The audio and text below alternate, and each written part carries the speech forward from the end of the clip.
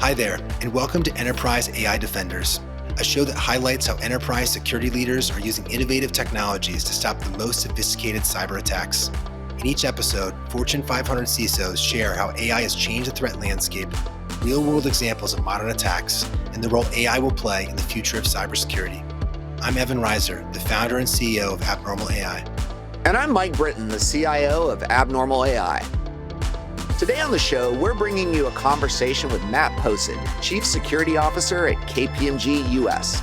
KPMG is a $40 billion global professional services network and one of the big four.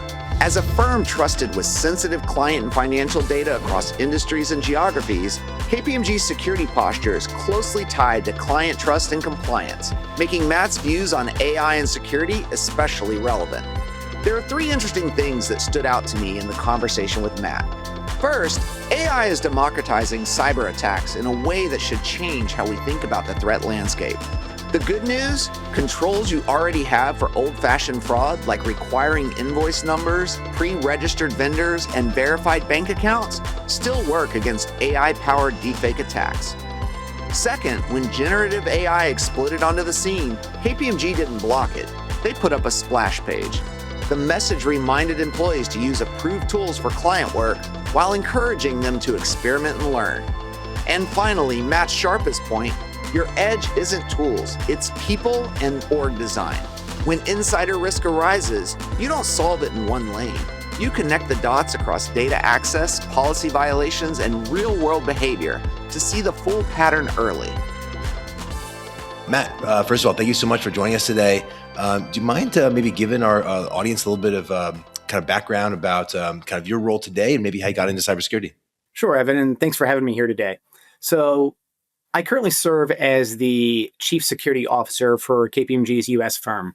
And in that role, I run a multi-domain security program that focuses on everything from cybersecurity to insider risk, physical security, life safety matters, compliance, and I even run our business resilience program and third-party risk programs. We have integrated all of the things into one enterprise security program that I have the opportunity to lead. I've been in this role for about 2.5 years. And before this current role, everything I just described was fractured at KPMG. We had security happening all over the place. The cyber program was part of IT. The physical security program was coupled with other parts of our business. And we recognized the world had changed. Threats are multi-domain, and we needed to pull everything together. So prior to my current role, I spent a couple of years as KPMG's Chief Information Security Officer running our cyber program. So I've been with the firm about 5 years in total. Before that, I spent close to 20 years at the Central Intelligence Agency. And honestly, I spent most of that time having nothing to do with security. Or actually, say it a different way, to be on the opposite side of coin from security. I was an IT engineer, an IT innovator, really trying to push technology services. And I constantly got into challenges and debates with the security program about how to apply innovative technology against the CIA's mission space. And after about 15 years of doing that, I had the opportunity to shift from being an IT innovator over to security, so I could make sure the security program at CIA was absolutely focused on adopting innovative technology that would really allow us to bolster CIA's mission in the world. And once I got to that role as Deputy CISO first, but ultimately as CISO of the Central Intelligence Agency, I fell in love with security. I found I was able to contribute significantly to the agency's mission from the security team, and I was able to touch all facets of the mission.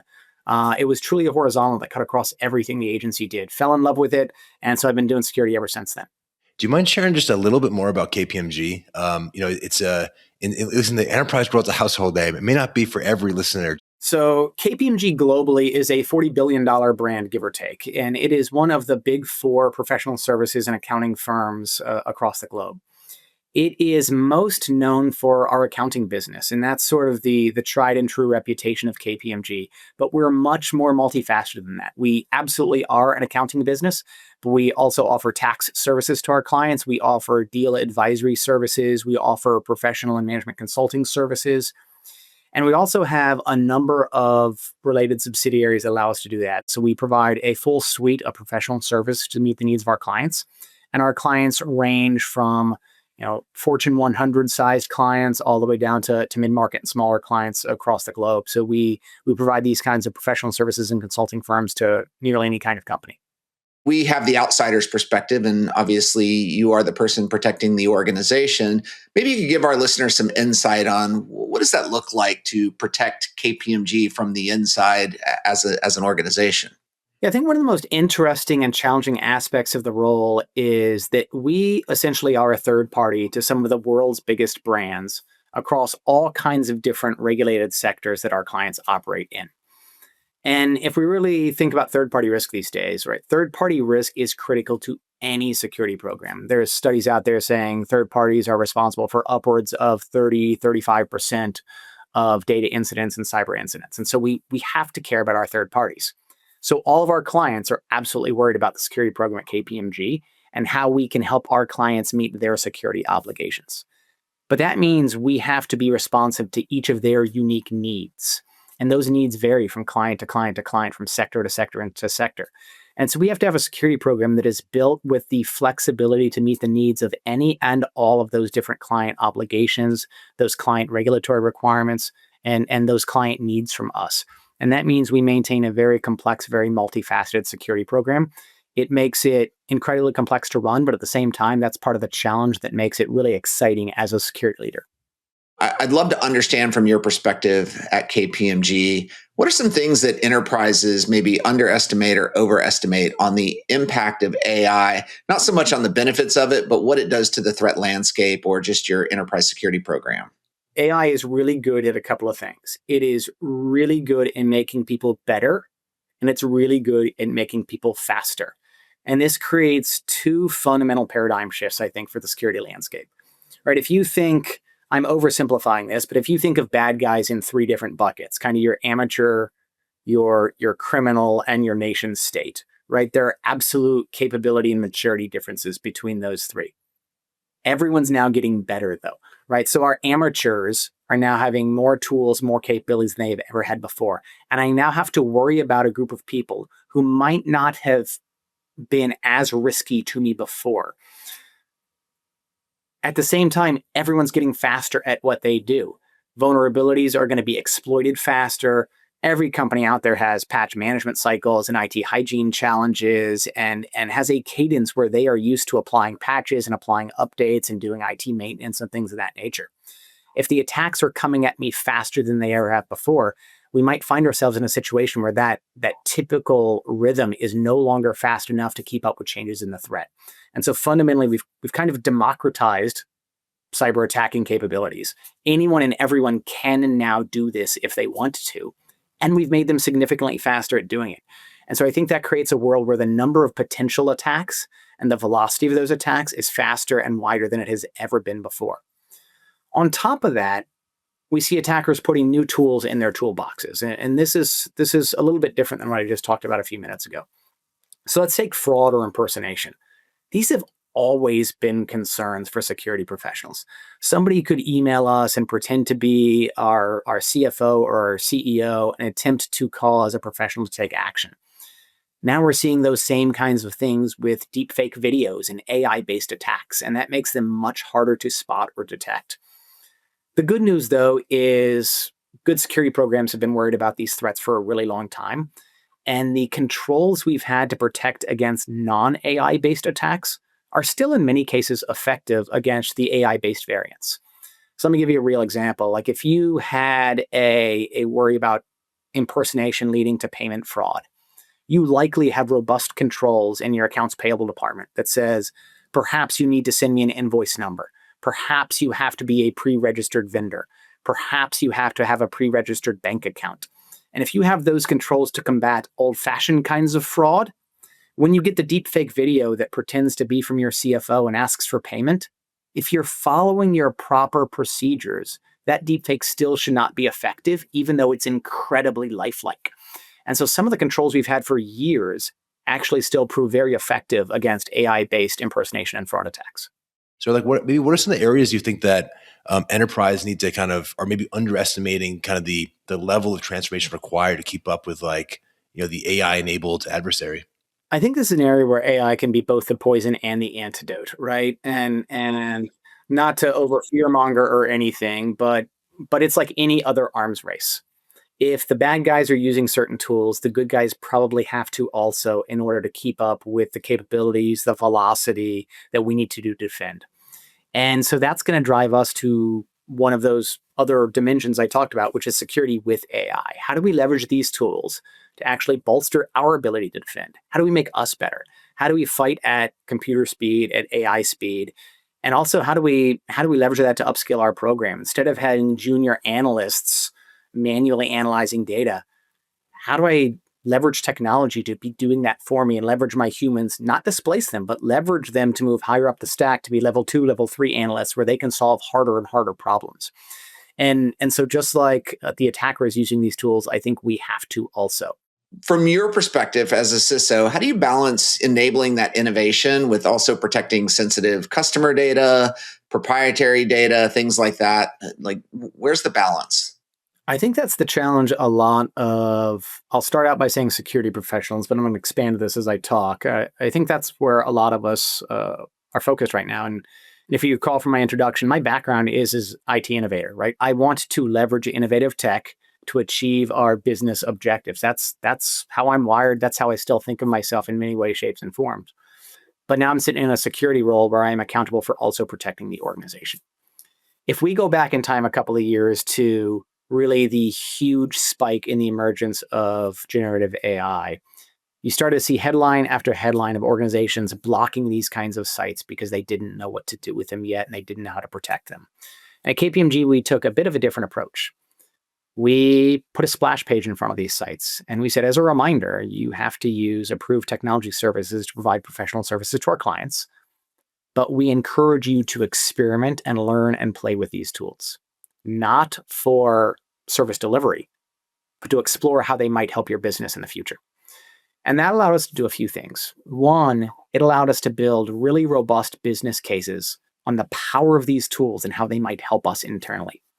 Two, it let us quickly see a lot of the risks of these tools so we could make sure we built the right organizational governance around how we adopt them.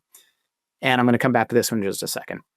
And then three, it gave us a really good head start on many of our competitors. So as clients across the world were trying to figure out how to adopt AI in smart ways, we felt we had a good head start and we felt we went to market very, very fast on how to help clients adopt these capabilities. But I want to come back to that second one. Understanding the risks allowed us to build the right governance around this. And what we did was build something for our internal firm use that was guiding how we adopt these tools. And it looked at the security risks, but also the legal risks and the ethical risks and the transparency risks and all of the different other facets that go into AI risk. They're above and beyond just security.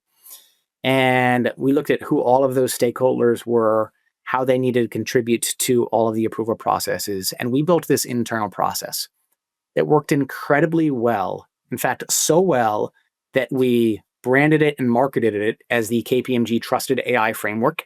And we are now leveraging the same frameworks we used with Client Zero ourselves to help clients adopt these AI technology services. And so it's something I am very focused on as a security professional, but it's something that I don't unilaterally own because there are so many other kinds of risks related to AI also.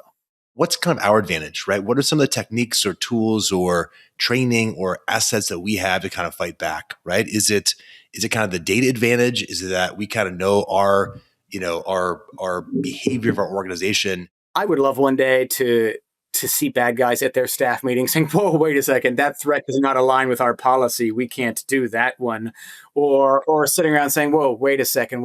This is an insider-assisted cyber attack, and we know their cyber program and their insider risk program don't talk. This one's not fair to use. Like I would love to see a real-world scenario where they are governed by the same rules that defenders are. But that's exactly what a defender's world is we need to move fast, but our policy says X. Or we need to zig and our policy says zag first, then zig. And those are the things we are often challenged with, and why, not unique to security, but why any risk management domain requires some degree of judgment to be able to make calls to deviate from those where appropriate to better safeguard the organization. So pulling the thread a bit on where your question was going, which is what can we do as defenders? Where can we gain advantage? Right? Tools are tools. Everyone has the same tools. Vulnerabilities are vulnerabilities. Everyone has the same access there. I think we have to focus on the things that we can uniquely use to differentiate ourselves. And the number one thing is talent. At the end of the day, talent matters a ton, especially as we look into an uncertain future. All right. In 3 to 5 years, we will be defending against threats that have not been invented yet, using technology that has not been invented yet. And we cannot be static in how we think about the cyber threat and how we think about our tooling and how we think about our approach. We have to be fluid. We have to be adaptable. And we need to invest in talent that is agile and is adaptable. So as the world changes and as the threat landscape changes and as the tools change, our people can move with that. If we ever find we are wed to tools or processes or approaches, I think we've taken a game that's already really, really hard and put one hand behind our back, right? We have to be adaptable and agile. So I think the number one thing we can do to differentiate ourselves is invest in our talent and our people to build them. I think the other thing, and we're seeing this a whole lot over the last 5 to 10 years and more so each day, the other thing we can do to give ourselves disproportionate advantage is making sure security is positioned right within your company. If we go back 10 years ago, right, cyber was maybe, right, a niche domain within an IT program, right? That was kind of the way cyber programs were built. And then we started to see more and more organizations say cyber is, one, not just an IT problem, it's a business problem. Two, it may not be well positioned under a CIO or a chief technology officer to properly protect the business, because in some ways it needs to challenge and pressure that leader. And it's always hard to pressure and challenge your boss, right? And so you started to see this trend of more security programs peeling out of IT and becoming peers to those technology leaders, much like we have done. I think the next stage is that trend of multi-domain security. How do we make sure, as we think of things like insider risk, we don't have a traditional security program thinking that is employee background checks and investigations into misbehavior, and cyber professionals thinking that's data loss prevention?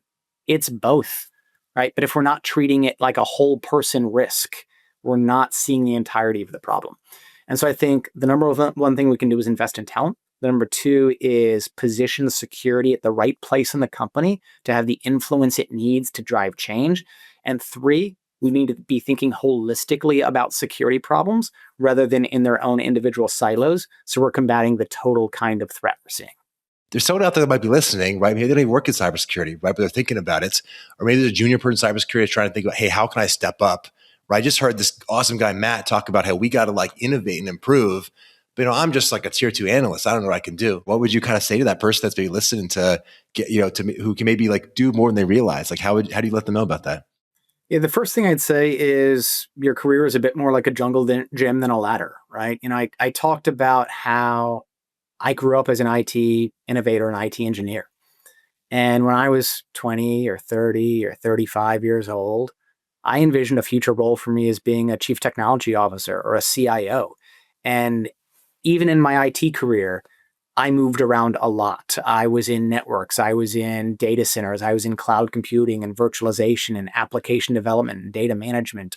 And so I moved around intentionally to become a very broad IT professional, never envisioning a move to security, was envisioning a move to the IT C-suite, so to speak.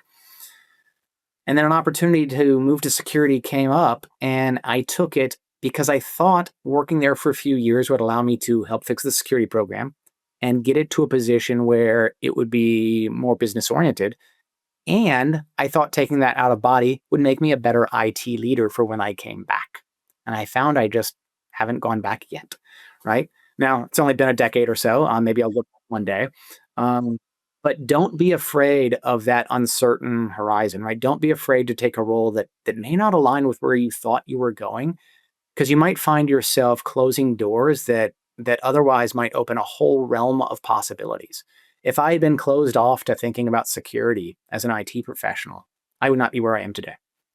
And I think I have a great role at a phenomenal organization that lets me really contribute to the value of the organization, protect our brand and our clients, and have a fulfilling career at the same time. And so the first thing I tell people is don't think vertical is the only answer, right? Even within the IT domain, I did a lot of horizontals.